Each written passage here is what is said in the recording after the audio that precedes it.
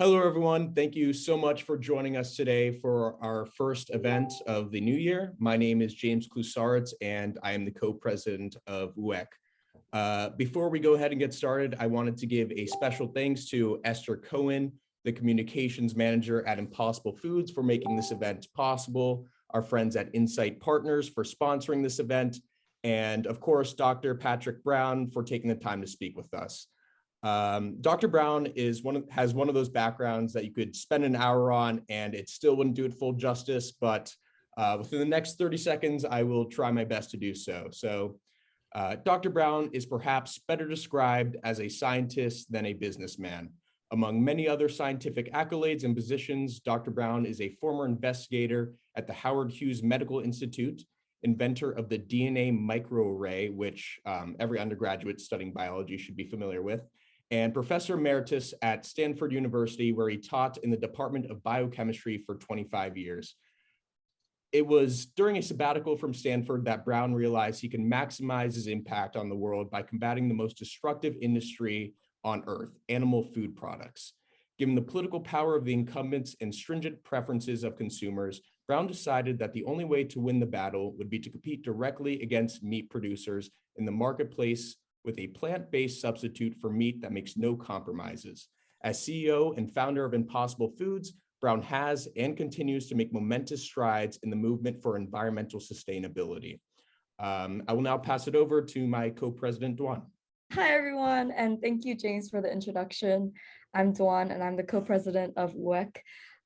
So for those of you who know me in real life, I'm really passionate about climate change and sustainability, and I'm also a huge foodie, so I'm very, very excited for today's event since it's our first food-related speaker. And with us today, we have Professor Kirtley as our moderator. Professor Kirtley is a professor in the management department at Wharton, whose research mainly surrounds how strategy and technology evolve in early stage firms. And she has helped moderate many of our events in the past, and we're extremely honored to have her again today. So today's event will include a 45-minute discussion between Professor Kirtley and Dr. Patrick Brown, followed by 15 minutes of Q&A, where we will allow everyone in the audience to ask questions directly to Dr. Brown. So throughout the event, please send any questions that you have directly to me through the Zoom chat so that I will call on you at the end to ask your question directly to Dr. Brown. So with that, I'd love to pass it to Professor Kirtley, who will start the fireside chat. Thank you, James and John. Thank you so much for starting us off. James, you kind of started to eat into my first question. So I'm gonna, but I think I want to hear it from Dr. Brown directly. The first question out of all of this definitely starts with, how did this come about? Because you're a professor of biochemistry at Stanford, and you become an entrepreneur and a founder. What got you to this stage? What is it that, how did this come to be that you decided to start Impossible? Yeah, very good question. And by the way, thank you all for inviting me. I'm really looking forward to this conversation.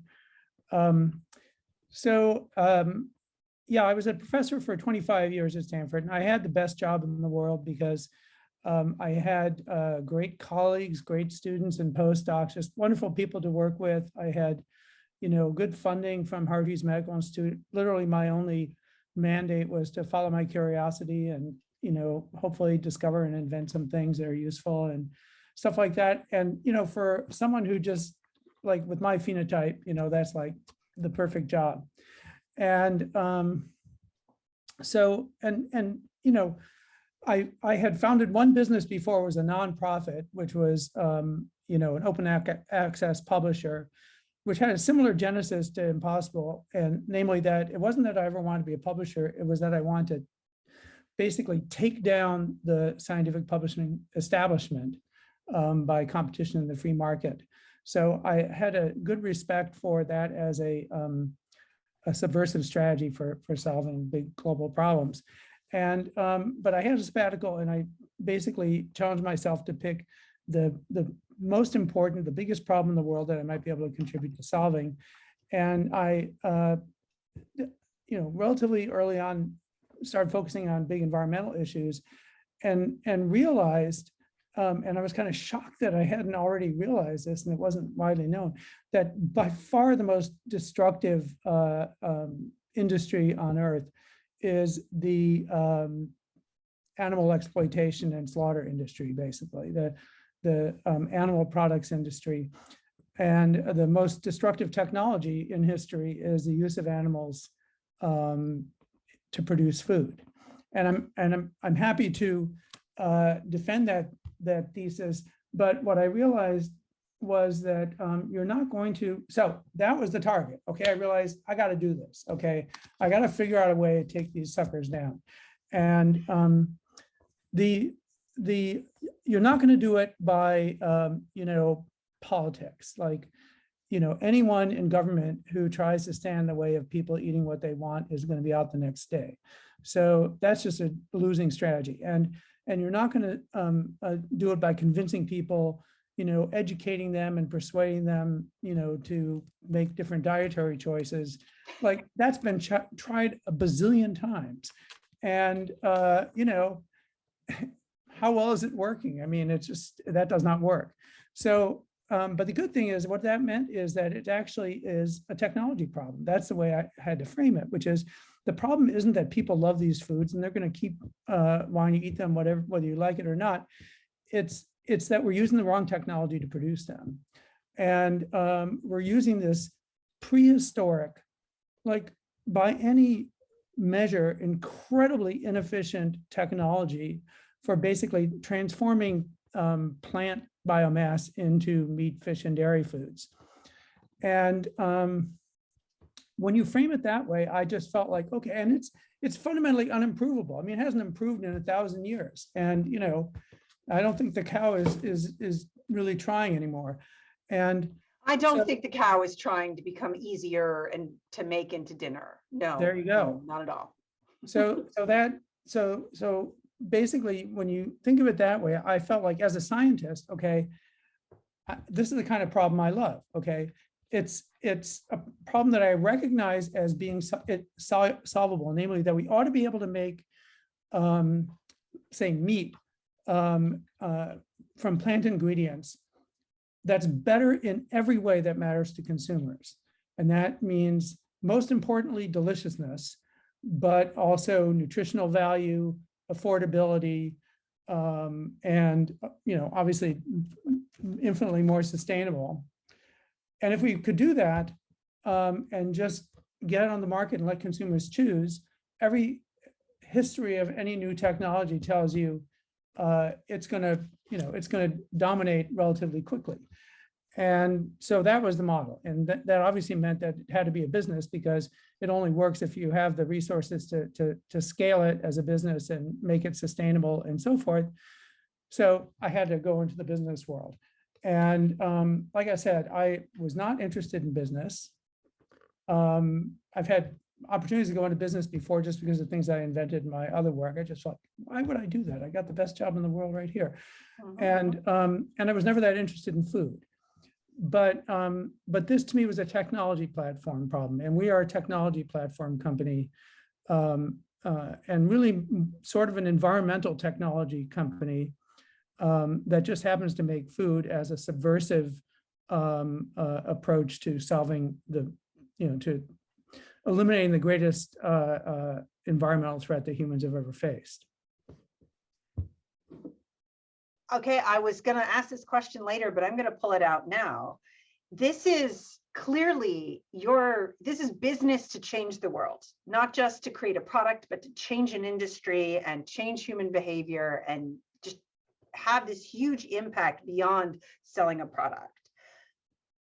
When you think about how to do that, you talked a little bit about how the messaging to the customer is different than the intent.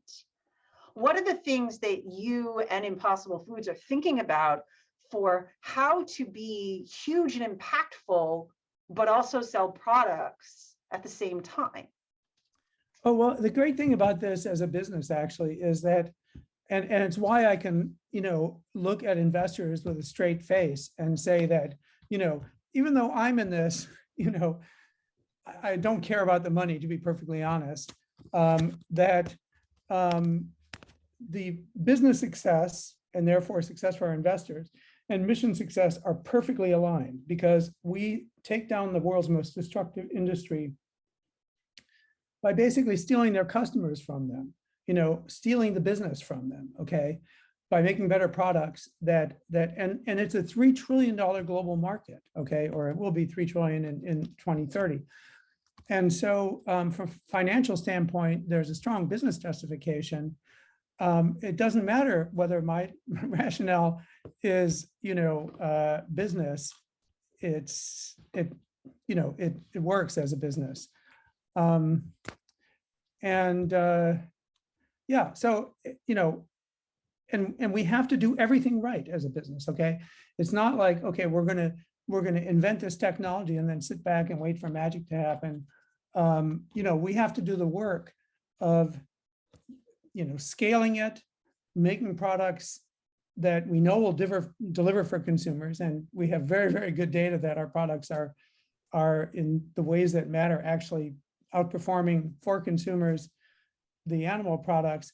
But we also have to get the consumers to recognize that at least enough to try our products, which doesn't happen automatically. So that's a challenge, the marketing part.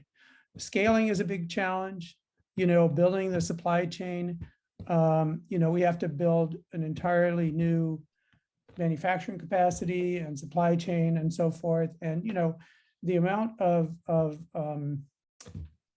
products in terms of the mass consumed annually is more than 1 trillion pounds. So that's a lot of stuff to make. So you got to do all that stuff, which is actually, for me, it makes it that much more exciting and fun a project in a way, because it's got so many challenges, and they're multifaceted. And so it's never a dull moment, I guess you could say. Absolutely not. It's also not a one-man job.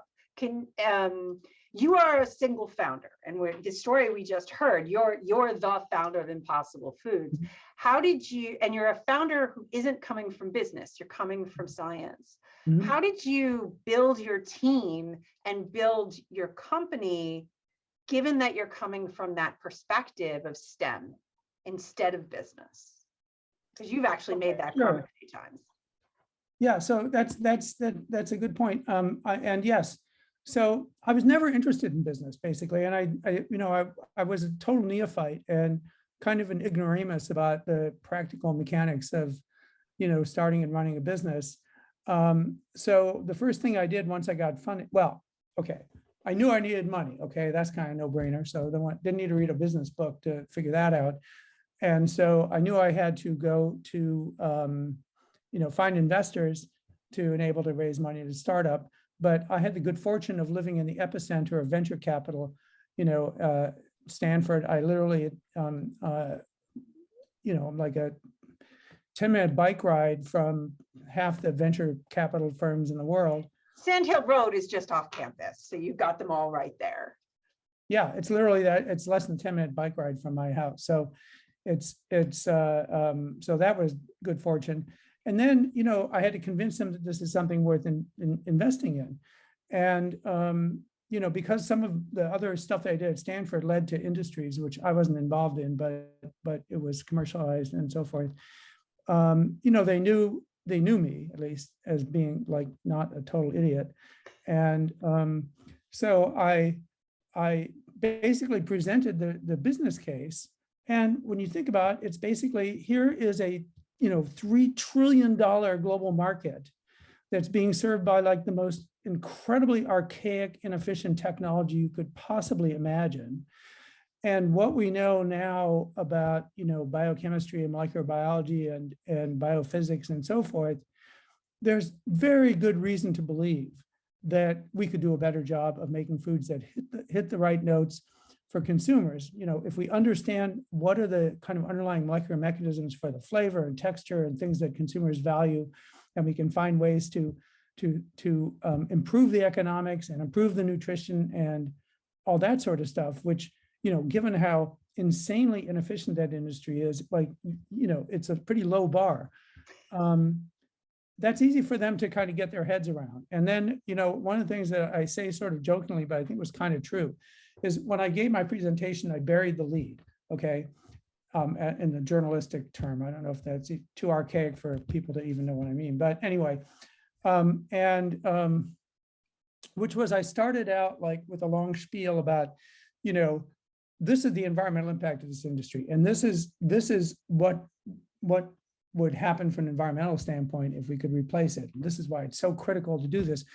And literally no one is seriously trying. So it's a big opportunity. And the lead, which I buried, was, oh, by the way, it's a $3 trillion global market. So, and suddenly they're reaching for their checkbooks. No, not exactly true, but I realized that was really what they wanted to hear. And then, so you got the money, but so now you've got the idea, you've got the motivation, you've got the cash, but you don't have a company yet. Right. So the first move I did was I hired someone who did know how to operate a business. And he was a guy who had just graduated from Stanford Business School and also had a master's in environmental engineering or something like that. And he sort of got the idea of the mission of the company, very high integrity guy. He also had experience in the food business because he had worked as an engineer at General Mills for a number of years. His name is Nick Holla, a good guy. And so now I had someone who knew the mechanics of, starting and running a business, but the thing was that for the first 3.5 years, the business was, basically just spending money on research. We didn't need a lot of business infrastructure because we weren't making or selling anything. We didn't have to pay taxes because we weren't making any money. And so 3.5 years in, we had something like 75 scientists and engineers and 3 business people, and so, in a sense, I was playing to my strengths starting out.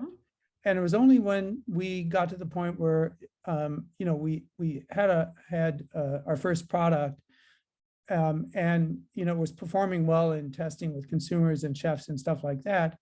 And then then suddenly, oh crap, we got to start an actual bona fide business here. We have to figure out how to scale manufacturing and sell to people and so forth. So there was a very quick learning curve. We had to put it all together pretty quickly. And again, that was, from my perspective, mostly just finding people who actually knew how to do this kind of critical, practical stuff. And then the people we got were incredibly scrappy. We still had a very small team. And most of them, were doing something they'd never done before because, we didn't have enough people to kind of have a specialist in every role. And so, so it was very scrappy business, getting it off the ground. Now, as we've gotten bigger, the business team is bigger. We have great people. And so it's in good hands. And I knew just enough about how to do this to get it started. Is there anything you think you look back and you think I should have done differently?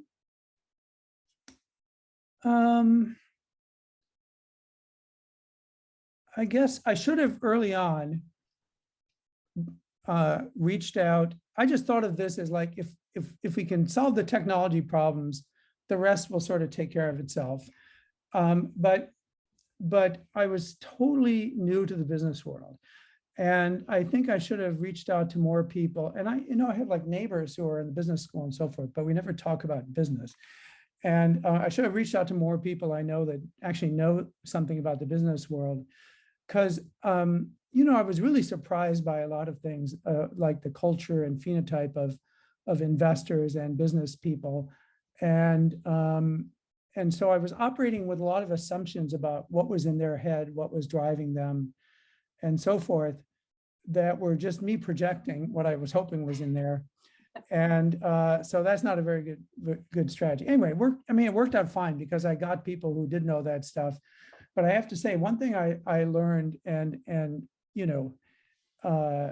this just goes to show kind of how naive I was astonished by how much investors and people who are full-time business people care about money and think about money and obsess about money and are driven by money. Because like I live in a 1,400 square foot condo that I've lived in for 35 years, and I couldn't be happier. Money is just not a driver at all. And then there are But people. it is their driver. It's what they're there for. Investors are there for the money. I didn't realize that.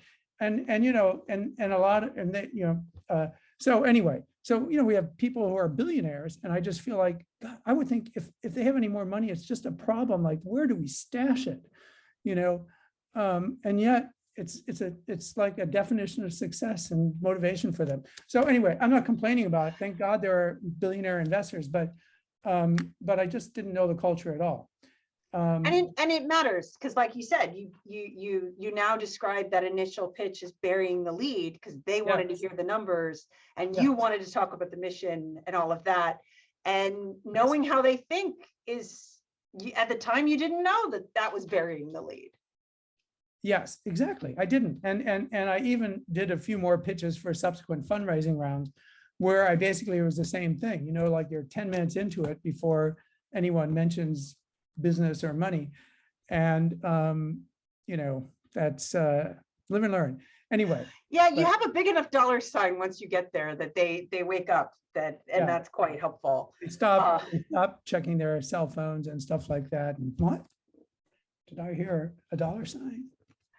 So that kind of touches on something else I wanted to ask you about, which is for the students who are listening, who are thinking about startup ideas that are game changers, that where they see this, where their motivation is coming from change the world, or what they see as the value proposition really is about changing an industry. What are some of the recommendations that you have for them about how to be so impactful and how to be so bold? I mean, just do it, basically. I don't know. It's think of it this way. I mean, it's all, what's the downside, right? I mean, one thing that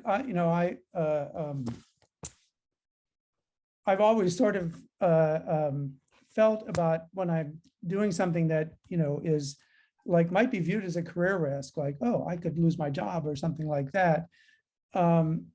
Is that, well, if I was out on the street, okay, and had lost my job and didn't have a lot of resources, I just have confidence. Okay, well, I'm resourceful and scrappy, and I could go work for a year at a fast food joint and make enough money and take it from there. Whatever.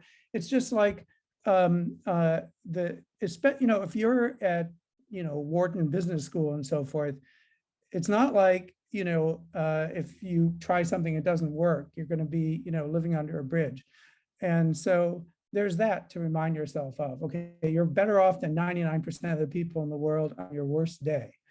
And then there's the fact is there's nothing more fun though than picking the biggest problem you can solve. Like, I feel like an important piece of advice that I would give people is, the most fun and meaningful thing you can do is to pick a problem you don't know how to solve and work on that.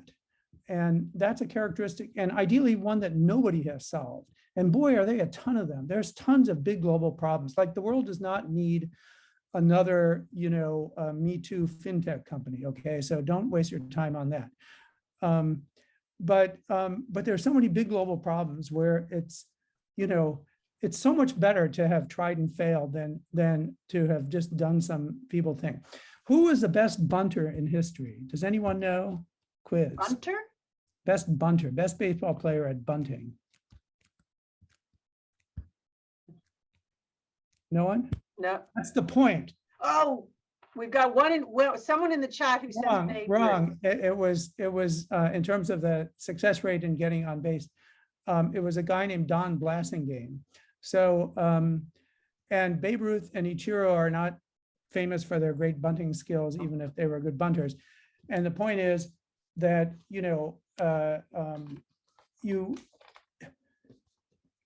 these Babe Ruth, before I think, Barry Bonds probably passed him, also had the highest strikeout rate, for many years in history. Barry Bonds, who surpassed him in home runs, also surpassed him in strikeouts.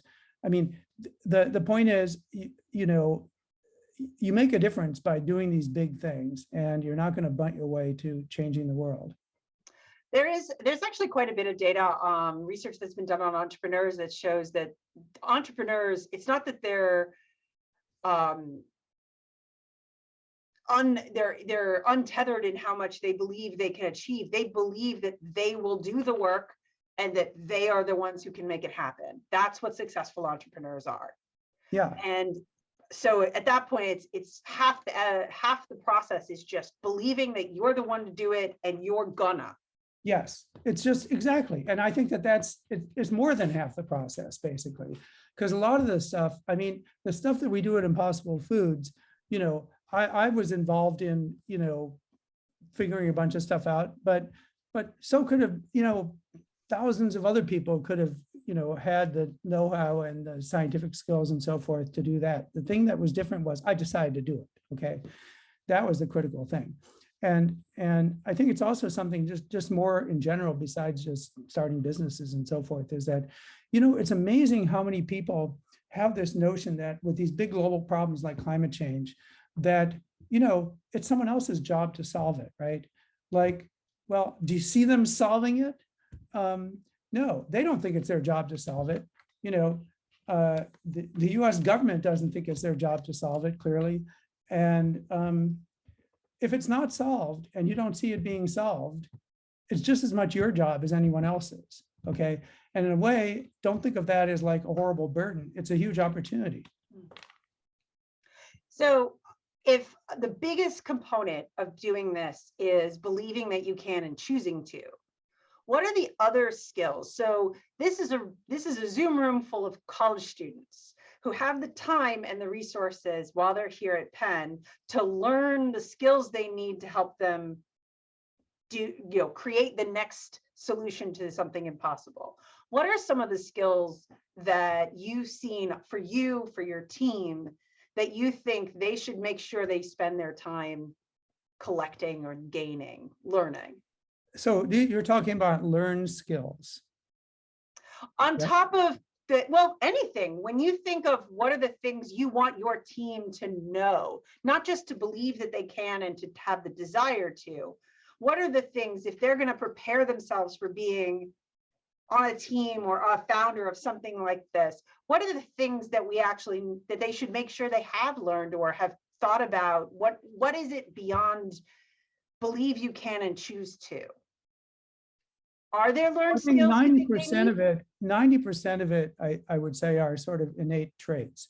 That it depends on the problems that you're trying to solve. Then there are specialized things you need to learn. But I think, if you have curiosity, if you have imagination, if you have, this sense of give me a hard problem and I'll try to figure it out, and you like hard problems and you like to try new things, and you have imagination. That's a super important trait.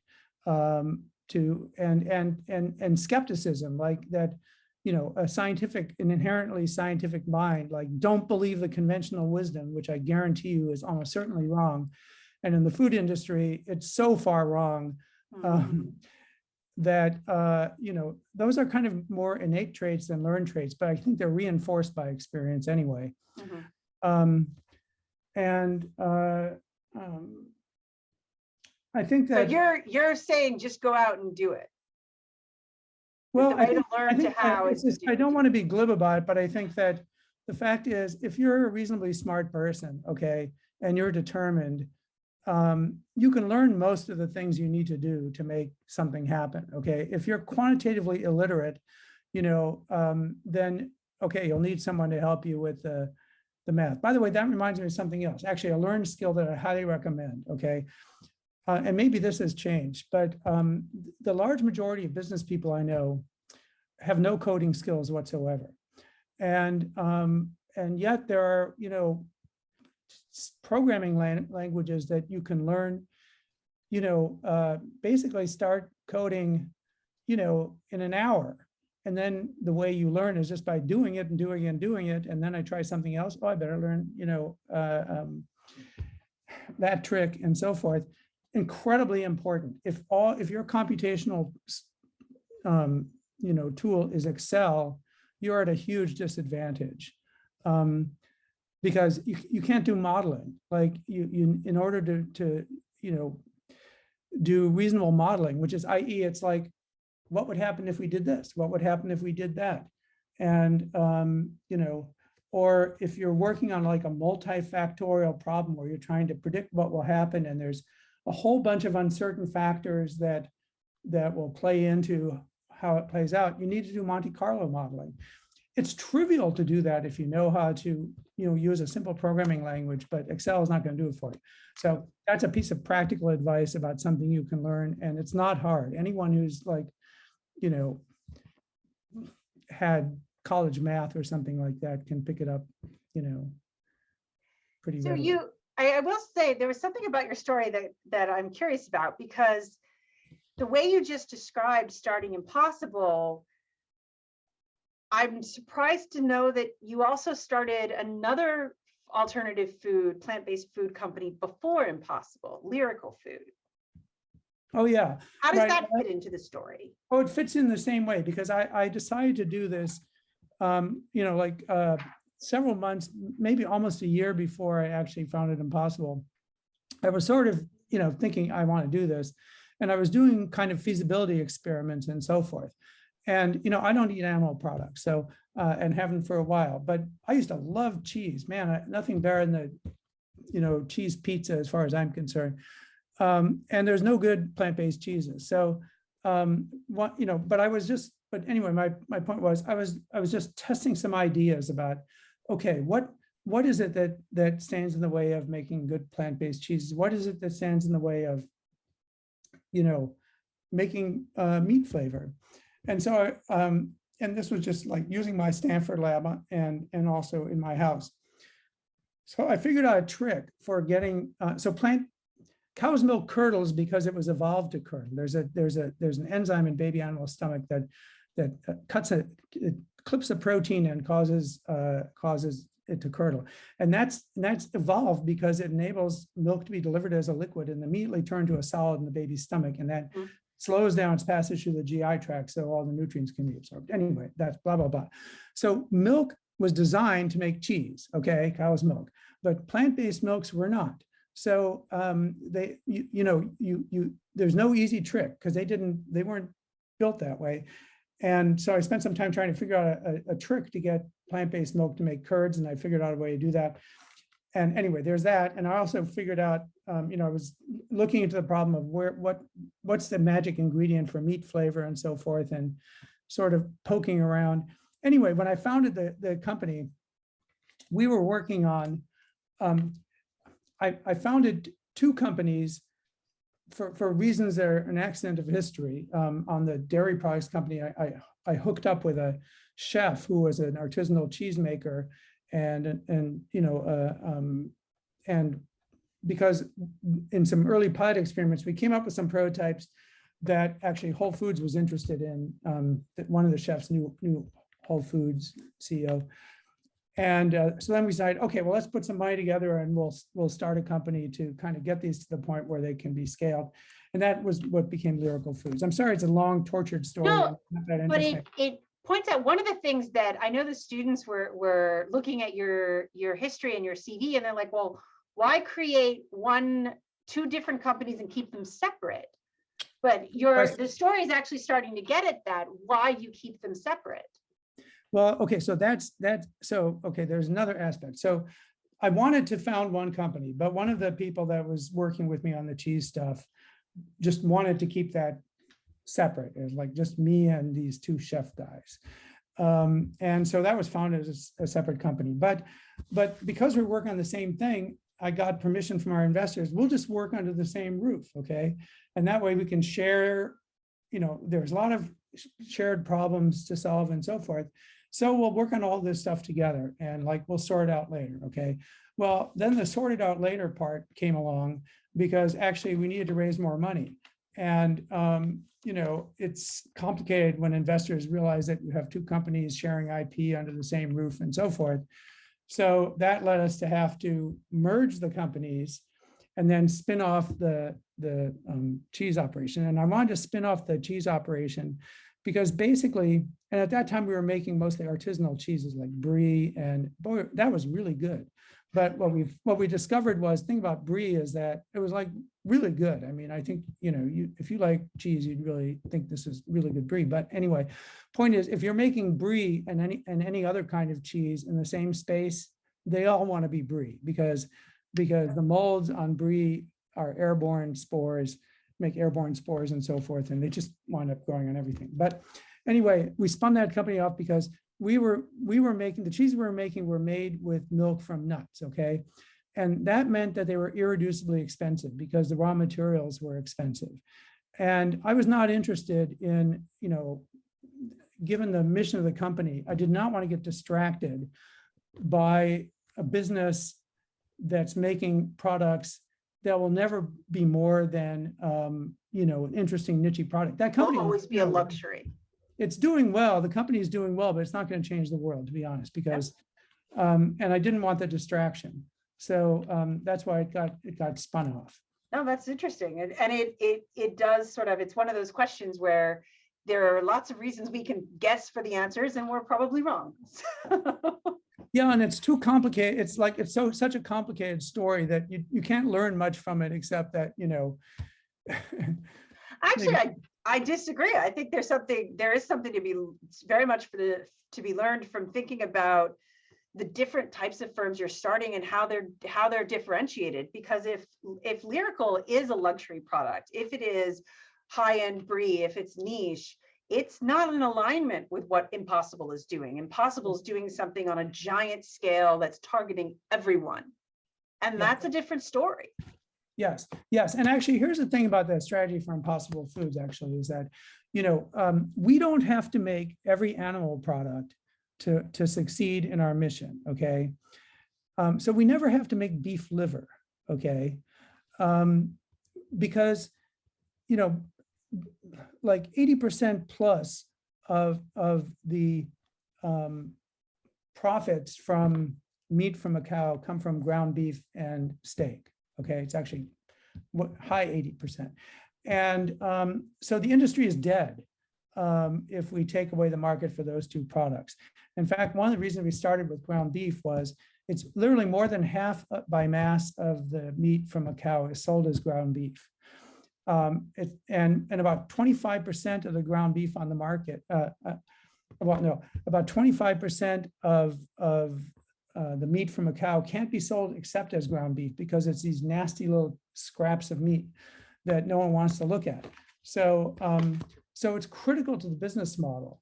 And so, you know, I felt like it might be that, you know, if we could really blow up the ground beef market, that would be, you know, death to that industry. And again, success for us is the end of that industry, okay? And,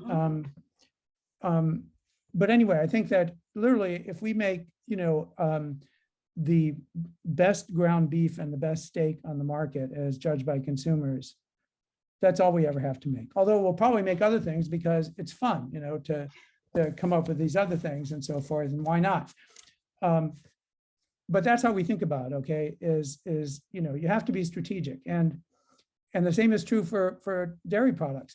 If we make, you know, a basically liquid milk product that outperforms in the ways that matter to consumers cow milk, and just like cheddar and mozzarella, okay, which are 80% of all the, and by mozzarella, well, by cheddar, I'm using the word loosely because it includes American cheese, which barely qualifies as cheese.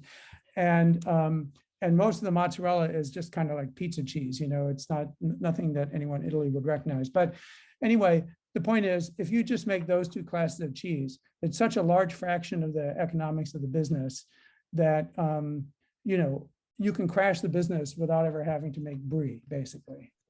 Okay. It's a different way. I hadn't thought of it in that way, but as given your mission, it makes complete sense. I want to ask you one more question before I hand it over to the team so they can kind of get to the Q&A, because you've brought up a number of times how to achieve this, you needed the product to match what consumers wanted. And with this product, there's taste, there's texture, there's a bunch of things.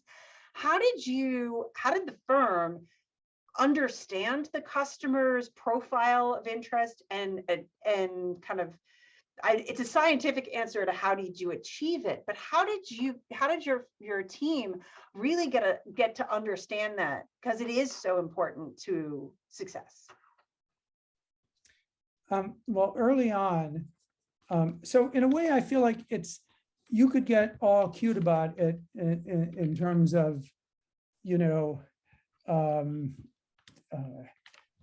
getting into consumers' heads and so forth. But basically 90+% of the problem is really simple, okay?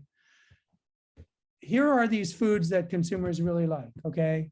Here are, like, ground beef comes in many forms, but you can say, what are the ones that in general, when people have compared different forms of ground beef, are the ones that the large majority of consumers prefer and so forth. Okay.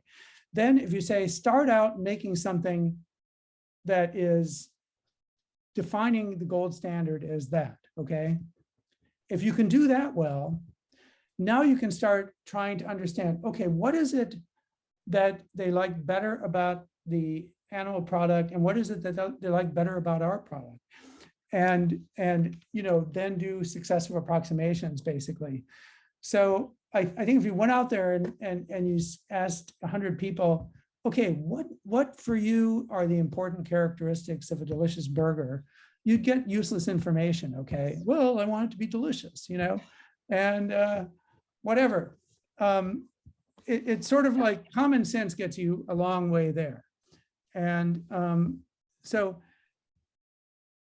And then a matter of kind of, this is what we've got, and this is what we're replacing to get it, and using that comparative I like the successive approximation to try to find that what do we need to tweak to win it over. Better.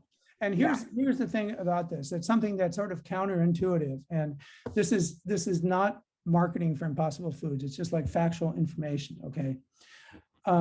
Well, I'll preface it with one thing. The fact that it's made from an animal is not only not part of the value proposition of meat, it's a negative for the overwhelming majority of meat consumers. Meat consumers love their meat in spite of the way it's made, not because of the way it's made. So that means if you can make something that delivers on the deliciousness, the nutritional value, affordability, convenience, and so forth, and it's not made from an animal, you're not at a disadvantage, you're actually at an advantage. So that's just, it's common sense, but a lot of people find that kind of counterintuitive.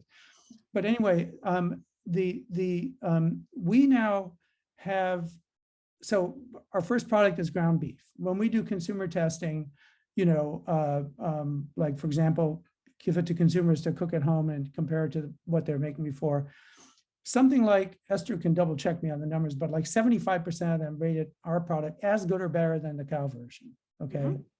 And we have a better version under development right now that will appear before long.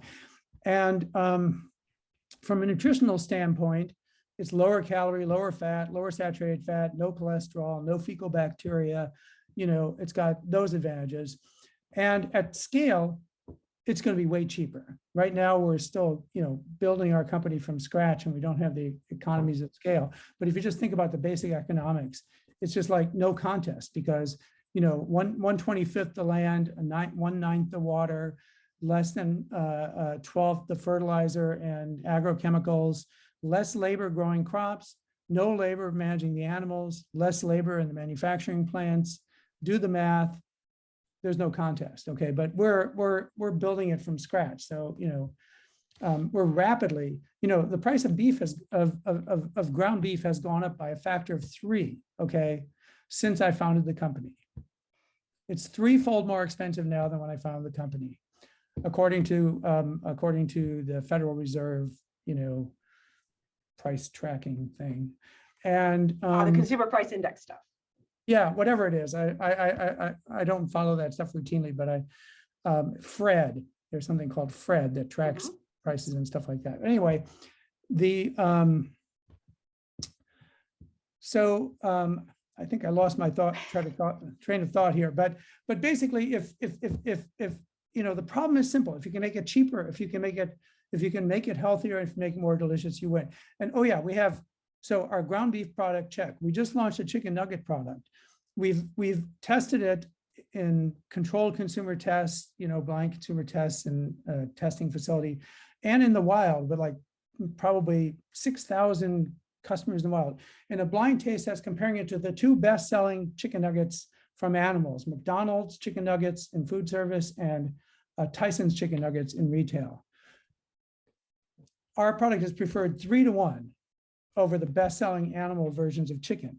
And actually, there was a show called America's Test Kitchen that described it as tasting more like chicken than the ones that were actually made from a chicken. And that's not as crazy as it sounds, because, you know, if someone says, geez, I wish this chicken tasted more like chicken, well, you're out of luck. But if someone says, geez, I wish Impossible's chicken tasted more like chicken, well, we can help you with that. We got a scientist who can do that. Yeah, so that's the thing, is the core advantage we have, and this is why I was so confident right from the start. First of all, being a scientist, I knew this was doable from a technical standpoint, but also the fact that they're not going to get any better in terms of their economics, in terms of their quality and anything like that. And we're taking a different trajectory that enables us to get better every day and not stop when we're just as good, but, you know, keep going. It's very much like, you know, the transportation system, the first power transport, you know, commercial transportation was a locomotive that in, I think, 1835, it famously lost a race to a horse, okay? So not off to a great start, except it was never going to lose again, because it was going to get better and better and better, and power transportation getting better and better and better, and it's still getting better, because you've switched from a platform that is essentially unimprovable to one that is improvable in every dimension that anyone cares about. So that's kind of another core advantage that we have, basically. Absolutely. I will say, and I want to kind of call attention to for the students, not only with every answer and with everything you're saying, do we see how much passion you have for the firm, for the mission. You have all the knowledge, you know, you've got all these numbers, you've got all this information, you can throw all of that out there. And I want to kind of call attention to that for the students, because when you talk to an entrepreneur who knows their firm, who knows their mission, who knows their product, you can't help, and I'm sure you're all feeling this with me, you can't help but want to just follow them where they're going, and it's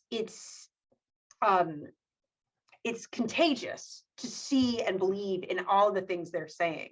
I hope you guys have some questions. I'm going to turn my side of this over to Dawn so she can take the questions from the crowd.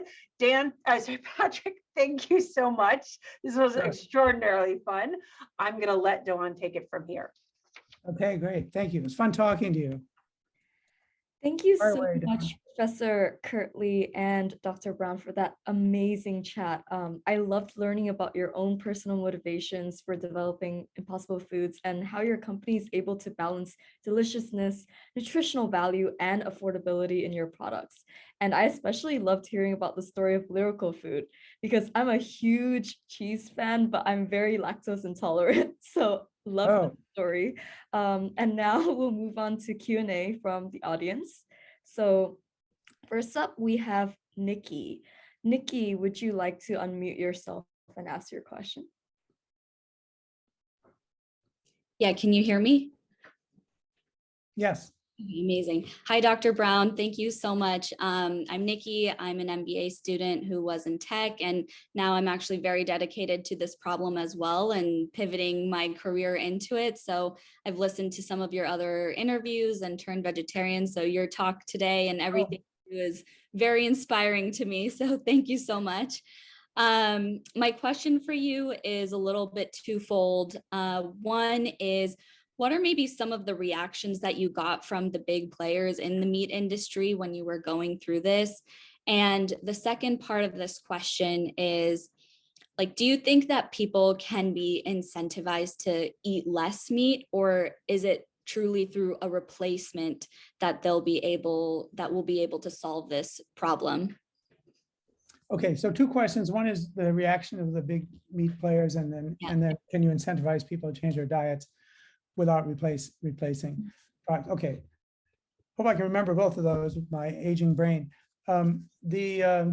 The big players, first of all, one of the things that I did when I founded the company, because it was one of my big fears was, while we're still a small startup, that one of the big meat players will get wind of the fact that we're actually making progress and pay a premium to buy the company from our shareholders and drive it into a bridge, basically, to kill the competition, which is a very common tactic when big incumbents that have zero innovation are threatened by an innovator. So I actually, when I started the company, I had, as part of the shareholders agreement, a list of banned companies that they agreed we would never be sold to. Okay, and it was and more broadly, the category of any company that has a major financial interest in the animal products industry, the shareholders had to agree not to sell to, or I wouldn't let them invest. Right. And so because that was a concern, and yes, it turns out that the big food companies were kind of sniffing around all the time. But my CFO at one point, went to dinner with I don't know, some big exec at Cargill, and they were and he was asking about pumping for information about Impossible Foods, but it was clear to our guy that he probably knew more about Impossible Foods than most of our employees did. Like, they had a huge dossier on us. So there, and actually, here's another interesting story. Okay, very early on, I'm sorry, this is a tangent, but it's just kind of well before we had sold a product, well before 99.99% of the people in the world ever heard of us, a major lobbyist, one of the like very top name lobbyists in Washington, happened to be a friend of one of our investors, and so she introduced me to him, just to get some advice on how government could be relevant to us. Anyway, and he showed me an email that he had just gotten. Okay, he couldn't forward it to me, but he printed it out and he showed it to me. Crossed out the names. It was a fellow lobbyist inviting him to work on a project, which was to basically take down, or better yet, have Congress or the USDA take down this silly company, Impossible Foods. And here's the kicker. The budget is essentially unlimited. Okay, so I'm kidding. I kid you not. I have a phone picture of this letter. Yeah. This was like in maybe like year 2, and the point was, I think these guys hear footsteps because they know how vulnerable their business is. The economics are terrible. The median income of a beef farmer in the US is, guess what? A negative number. Okay, it's a terrible, terrible industry for the people on the farming side. The only people who make out are the slaughter cartel, basically, and they see the competition coming, and they know they got no response. So I think that's a concern. And anyway, the point is, what do they try to do? They've had disinformation campaigns. They put ads in the Wall Street Journal. They've hired this company, the Center for Consumer Freedom. This was the go-to. Did you ever hear or see a movie called Thank You for Not Smoking? Mm-hmm. Okay. I've seen it. Yeah. Okay. Well, so the people, the bad guys in that movie, were entirely based on the Center for Consumer Freedom, which is the go-to group if you're doing something evil, and your competition is coming after you. The disinformation machine for that. But it's not going to work. The point is, it's not going to work. It doesn't bother me at all. I feel like, whatever, let them come after us. They try to pass laws to force us to label our products with sort of disparaging terms, but they all get shot down because it's First Amendment violation. And this is the great thing about about free enterprise as a subversive tool, is that who in Congress is going to be against free competition in the market? Okay. innovative company, you know, trying to create better products for consumers and giving them a choice, you know. It's really, it's like they don't have many political weapons. Okay, now I can rephrase or remind of the second question. Yeah, it was about, do you think that, you know, is there a way to reduce demand for meat rather than just replace it, in your opinion? Not by much, okay? I mean, there've been so many attempts. You know, the Meatless Monday campaign, like if you just look at meat consumption, you know, in restaurants and so forth, by day of the week, you can barely detect a wiggle, okay? China actually asked, they didn't enforce it, but they asked their consumers to cut their meat and dairy consumption by half. This was about 5 years ago. And it not only didn't go down by half, it just kept going up just as fast as it was before, okay? It just has never worked. That's the problem.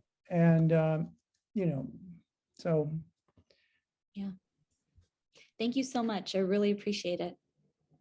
Yeah, thank you. Great questions.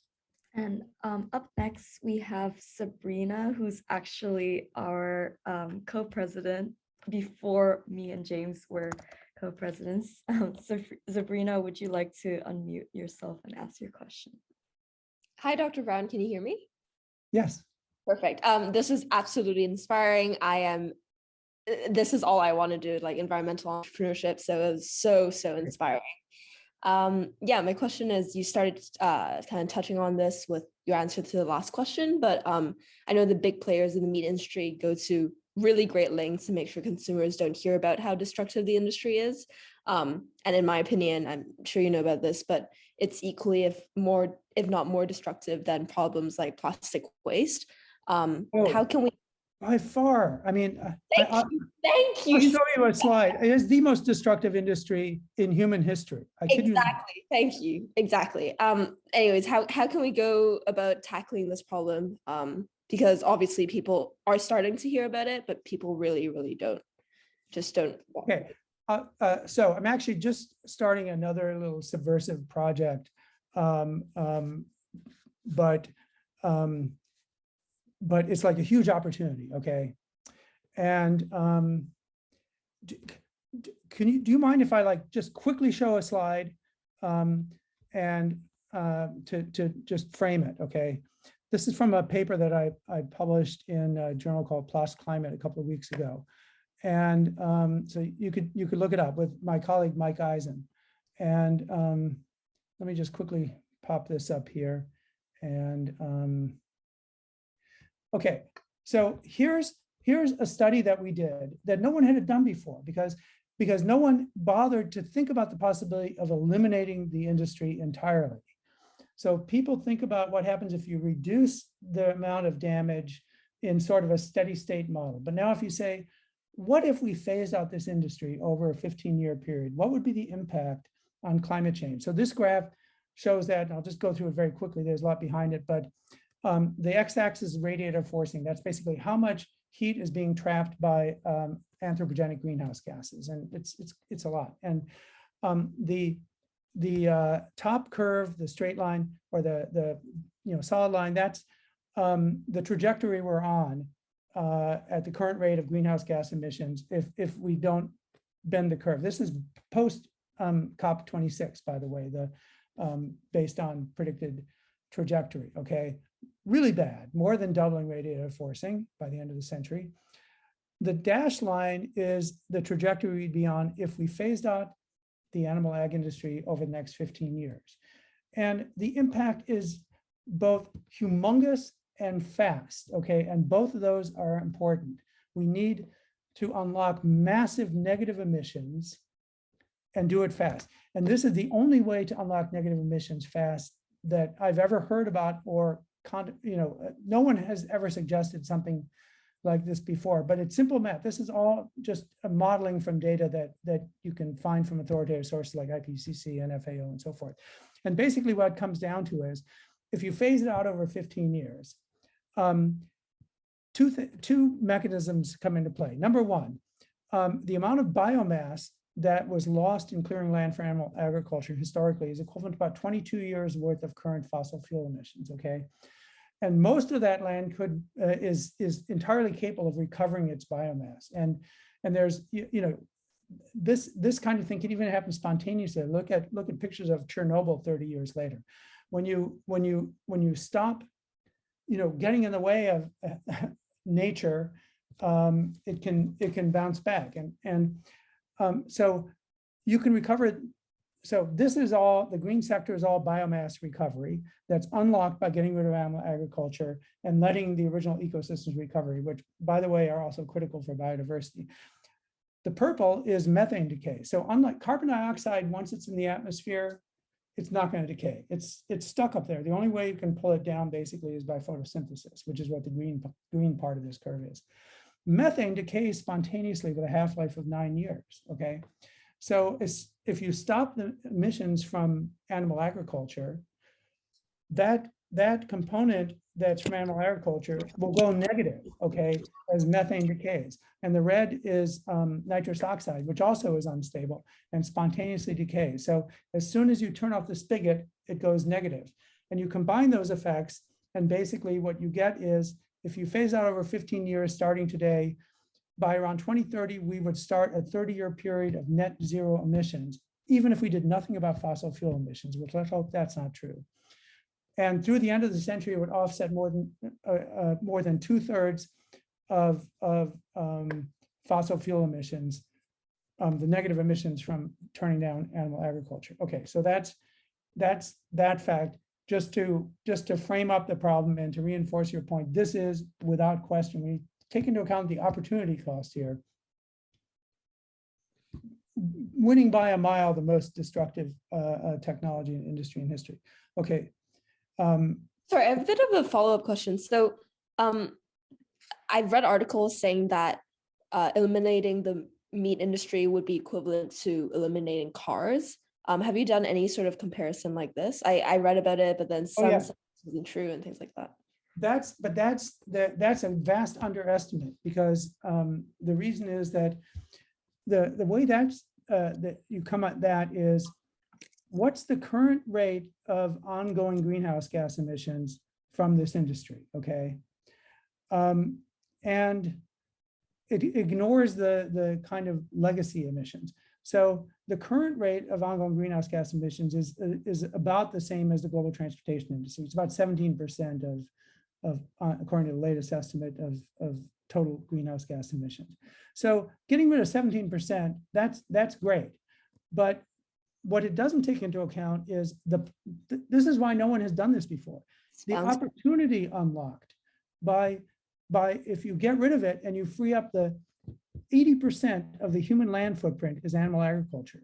It's about more than 40% of the entire land surface of Earth is being used for animal agriculture, and the land has been degraded as a result. So that 17% doesn't take into account the opportunity that would be unlocked if you stopped it, okay? They're using a steady state model, if you know what I mean. Yeah. And also they don't take into account the negative emissions that are unlocked by turning off the methane and nitrous oxide spigot. So that's why those numbers are discrepant. But anyway, I don't want to bore people with the science, but I'll just say, if you also got rid of fossil fuel emissions by 2050, we could turn back the clock to pre-year 2000 in terms of atmospheric greenhouse gas levels. We could actually turn back the clock. So that would be a good thing. And this is where we are with biodiversity. We've lost more than 2/3 of the wild animals across basically the entire animal kingdom over the past 50 years. And it's almost entirely due to the fact that animal agriculture occupies more than 40% of the land surface of Earth. But anyway, I'm skipping these slides. These are separate things. Okay, this is the one you're thinking about, a business opportunity. Here's one for you, okay? In the course of doing the analysis for that first chart, we looked at data at a very highly resolved, geographically resolved basis on the biomass recovery potential of animal agriculture land worldwide, okay?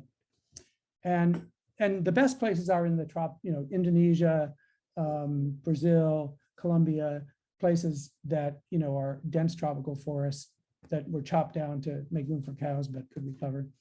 But this is in the United States. And this is the effect, the amount of value that could be captured by from land by biomass, by recovering the forests and the natural ecosystems and selling carbon credits at $100 a ton. Does that make sense? So the carbon credit market right now is kind of a joke, okay? But there are components of it. There are companies. There's a company I know in the Bay Area actually that is has customers like Microsoft. They're paying $600 per ton of CO2 recovered and sequestered. Okay, and there are places in Europe where that is sort of mandated, and then there's other places where it's a total joke. But basically, it won't be that way for long. At $100 a ton, which according to the World Bank is a reasonable estimate for where we'll be, in the next several years.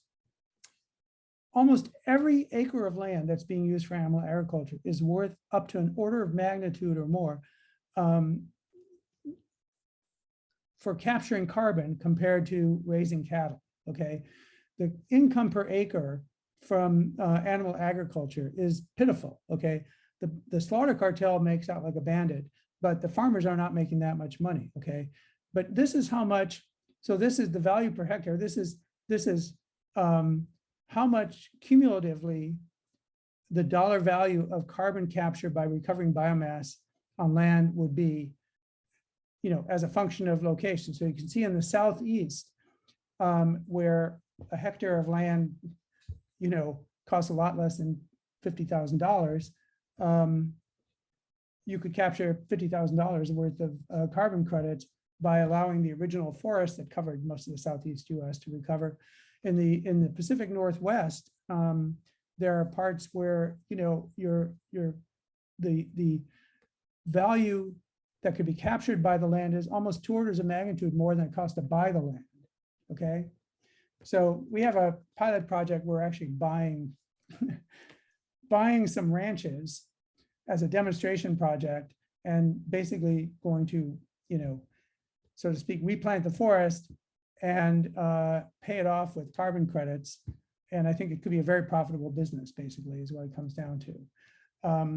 But I'm giving away the secret there because actually I'm not that interested in, what I would love to happen is for the ranchers to realize they're sitting on a gold mine and they should be mining gold instead of chasing cows around.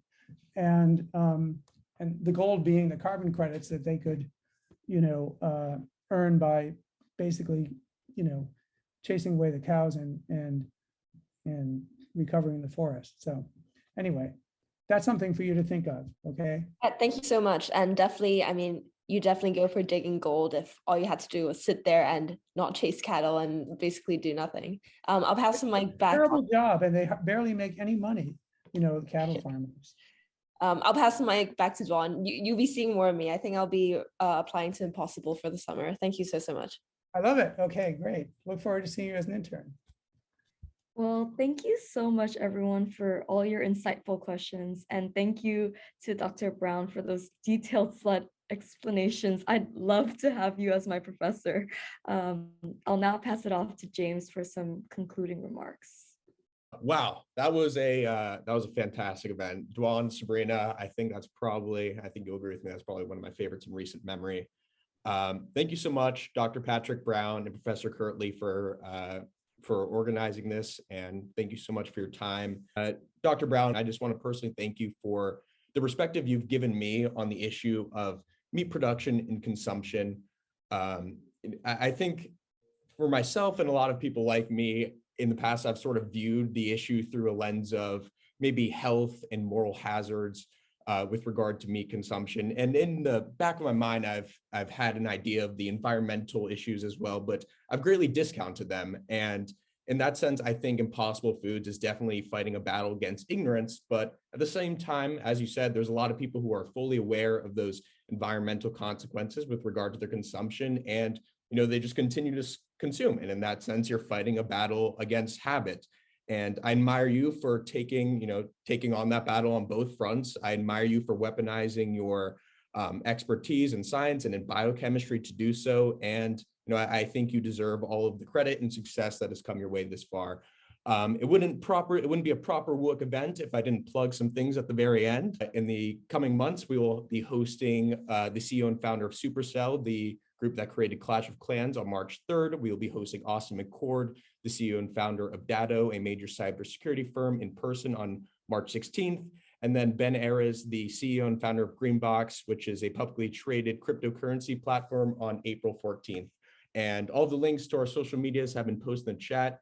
Please check us out. We have a lot more events coming, like this fantastic event. Once again, thank you so much, Dr. Brown and Professor Kirtley, for making this possible. Thank you. Thank you very much. Take care.